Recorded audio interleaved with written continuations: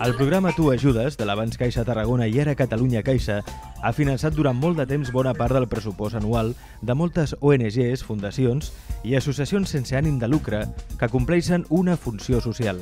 Ara, aquest programa s'ha cancel·lat i el futur d'aquestes entitats s'omple d'incertesa. Avui a Interès us portarem el seu testimoni. Doncs primerament vam rebre per correu ordinari una carta firmada per al director, el Javier Bas, informant-nos que per aquest any no s'obria convocatòria del programa Tu Ajudes i que en breu rebríem la trucada personalment d'ell una mica per ampliar-nos aquesta informació. Pues representava molt, perquè era una forma de votar diferent. Nosaltres a Reus sempre quedàvem dels primers, gairebé la primera entitat, llavors l'ajuda econòmicament era molt gran i a més era una ajuda, a mi personalment m'agrada molt aquesta forma de votar, perquè és diferent per mi que hi hagi un jurat que jutja un projecte a que siguin els ciutadans els que voten.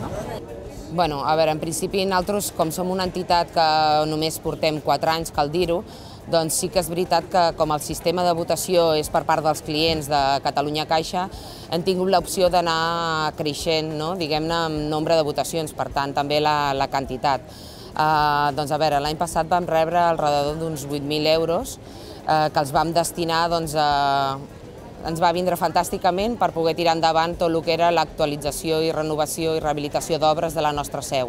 Nosaltres treballem per aquest any, per exemple, és un pressupost de 350.000 euros i el Tu Ajuda sempre, l'ajuda estava entre 25 i 30.000 euros.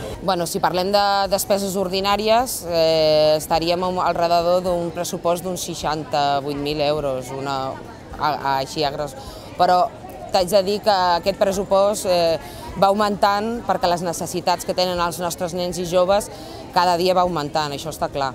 Llavors ens plantegem no poder fer segons quin tipus d'activitats, no poder tirar endavant, per exemple, la climatització. Ara mateix tenim tota una preinstal·lació d'aire condicionat que és fantàstica, però no tenim l'aparell, que això ja només suposa uns 6.000 euros.